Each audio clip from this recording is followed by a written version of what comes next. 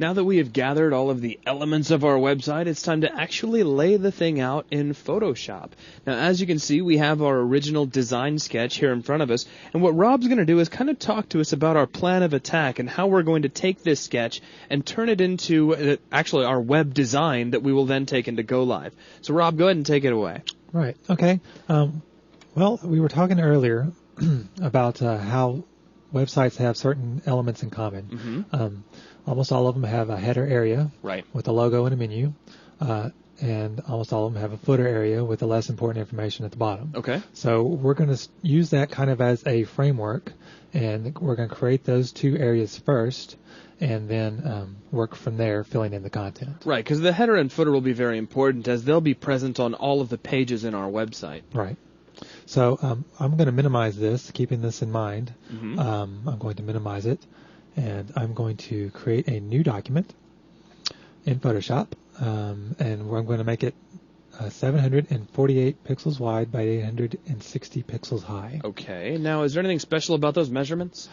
Yes, as it turns out, if you have an 800 by 600 pixel wide screen, which a lot of people do, this resolution will fit on the screen without having to scroll sideways. So that turns out to be a key element when you're building a fixed width site like we're doing now. Now, what does it mean to have a fixed width site? A fixed width site means that regardless of what size window you have, what size the user or browser window is, the site will always be the same width, sort of like how this is demonstrating. Sure. That you see that this window is not, the white area is not growing or shrinking as I move the mouse around. It remains the same size. Now, why is that advantageous for our web page in this case? Well, for someone who's just beginning web design, there are a lot of tricks involved into making a variable width website.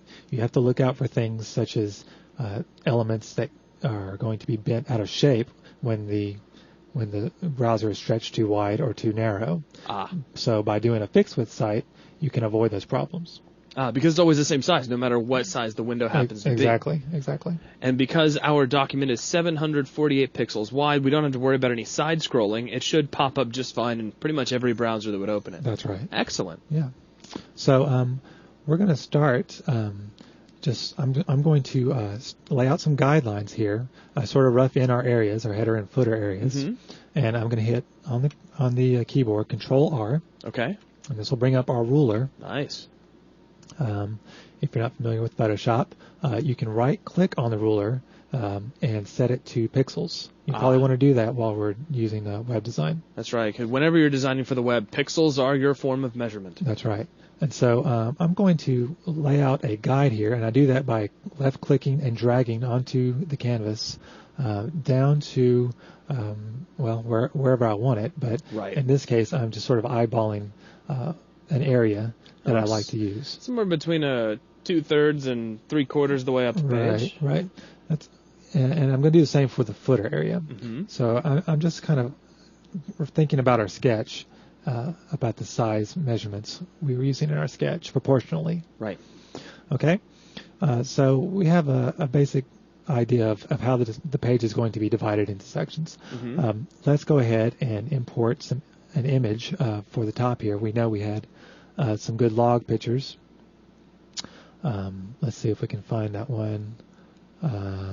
This one. There we go. Okay, this one here.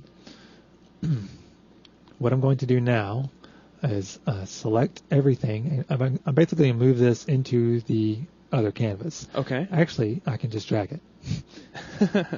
And there we are. There you go. There we have it. It's here in the new document. And if you shift drag, it'll automatically center it when you drop it in. Right. So this is going to be too big, I think. So yeah, because it looks like we'll end up with just a massive stack of logs, and that sky looks really nice. Yeah, I would like to have a space for the logo to sit, maybe, and I know we had in the sketch the menu down here. Sure. But with these logs, I think if you put a menu on top of it, it would be hard to read on top of the logs. Yeah, because the logs themselves are kind of busy. Right. Visually, it'd be distracting. Right. So I want to utilize the sky, since it's a nice blue sky. Well, it's interesting, too, that, we had this plan that we sketched out, and now because of some of the elements we brought in since then, we're having to adjust our plan slightly. Yeah. Something to keep in mind if you're just getting into web design. Right. Keep flexible for as long as you can. Yeah. What I'm going to do now is resize the image. I'm going to hit Control-T on the keyboard, and then I hold down the Shift key and just drag one of those corners. Drag this corner down. I would like to have more logs, but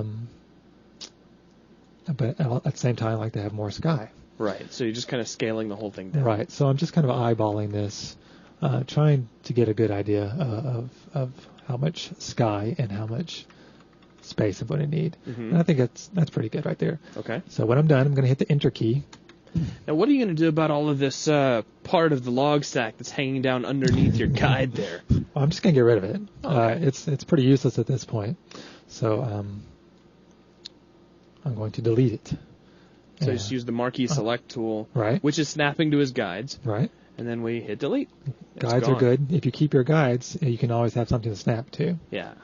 Excellent. So we now have a header image. Let's go ahead and make our menu. Okay. So I'm going to get the text tool, and I'm going to write out our menu real quickly. All right. Well, we have 5 categories. The first is products. The second is news. The third is testimonials, history, and contact. Okay. So here it is.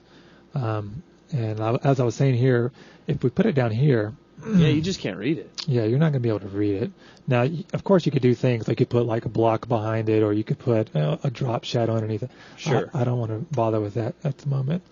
So what I like to do is I'm going to put it up here. Well, it looks really nice, too, because you have that faint hint of clouds up there in the sky, and it kind of goes along well with that. Yeah, it gives it kind of a good airy feel.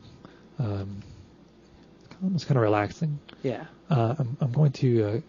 I don't want it to take up the entire screen width. Right. You need room for that logo. Yeah. And so I'm going to just sort of gauge. Maybe this is about 2/3 width. Right. Now, again, he's done that with Control-T, and then he's shift-dragging one of the corners. Exactly. I use that a lot. Yeah. It's a very handy And at some point, we'll probably quit telling you he's doing it. You'll just kind of see that transform tool come up, and you'll go, oh, yeah, he's doing the Control-T trick again. Right. And here's one other trick while we're doing tricks. If you have a layer, instead of moving it around with the mouse, and you need it just to nudge it just a little bit, you can use the arrow keys. Like right now I'm hitting the right arrow key or the left arrow key. Oh, nice. Yeah, and that's going to nudge it just 1 pixel.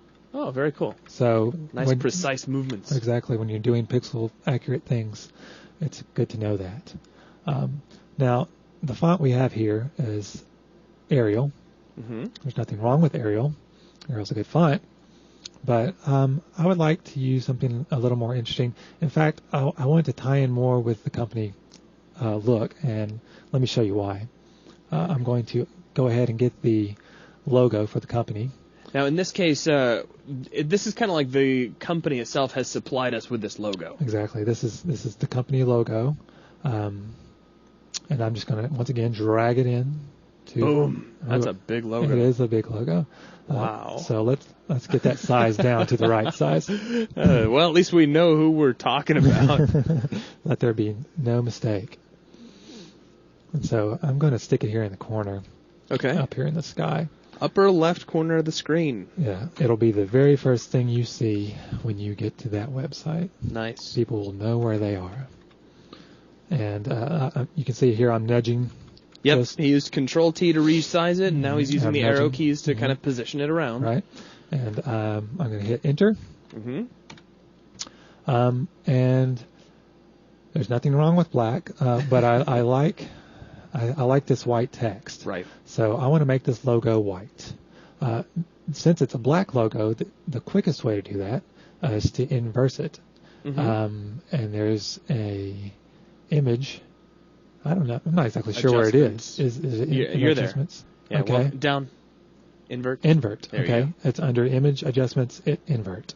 Yeah, Rob uses a Macintosh a lot. He's one of those Mac people. Oh, hey, I know. Look, I know with the keyboard shortcut. Which is what? Control I. Control I, yeah. Yeah. So if you just want to use the keyboard, you Sure. can go ahead and do that. Sure.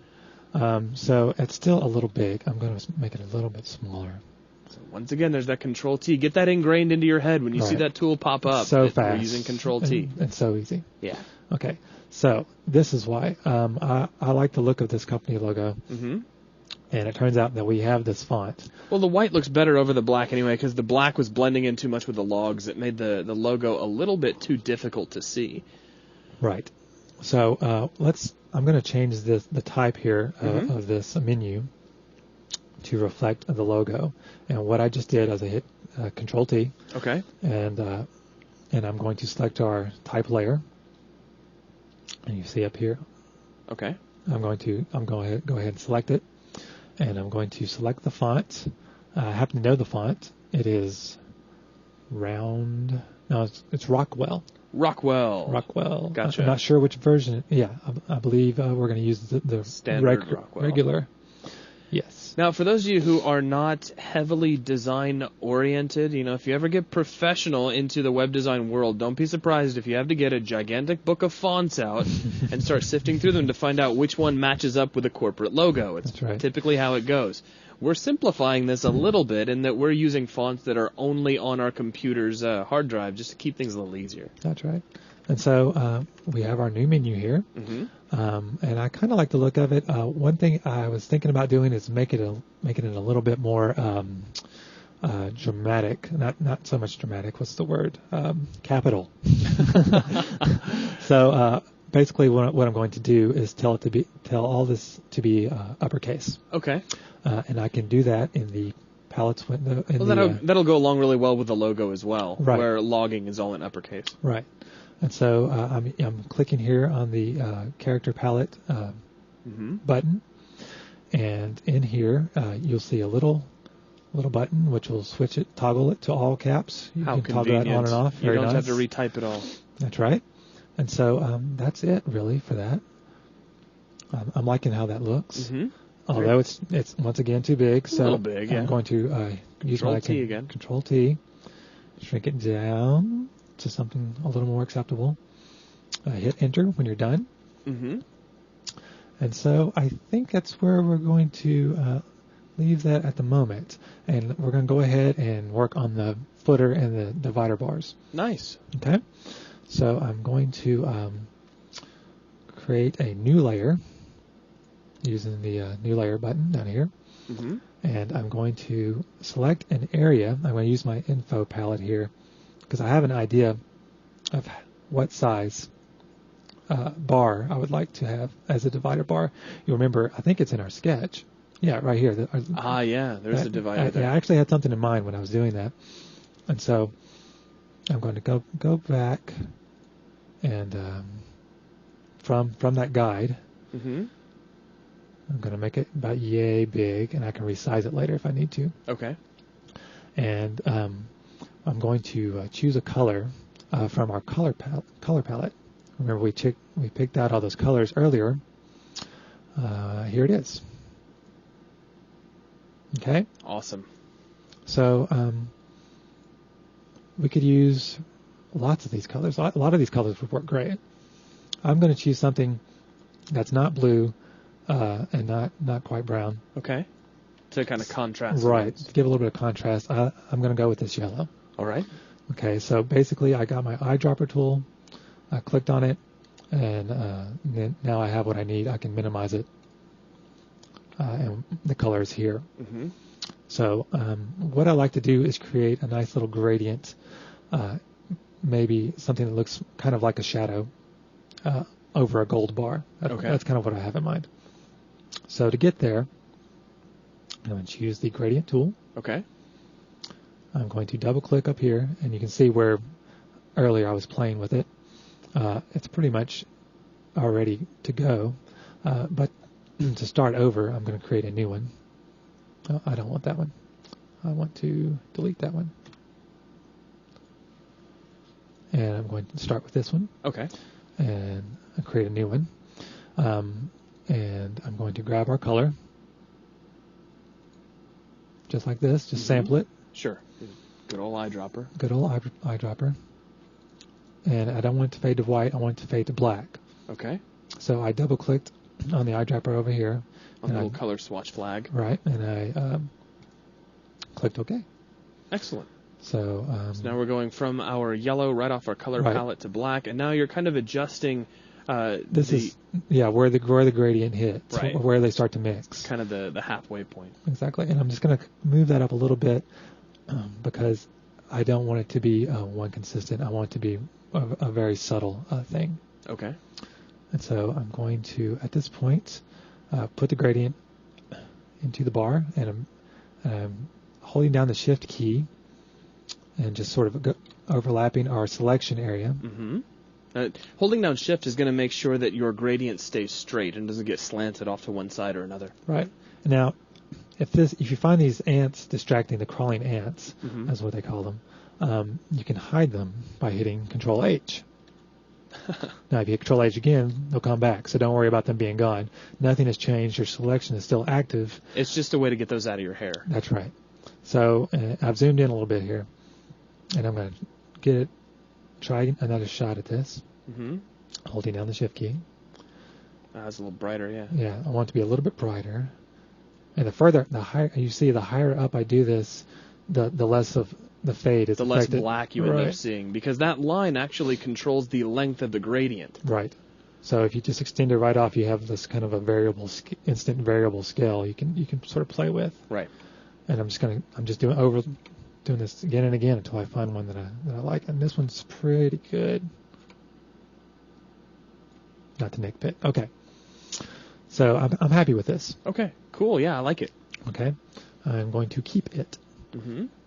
Before I deselect it, which I just did, I'm going to undo that by using my history palette. I'm going to select the item that I just did before. Okay.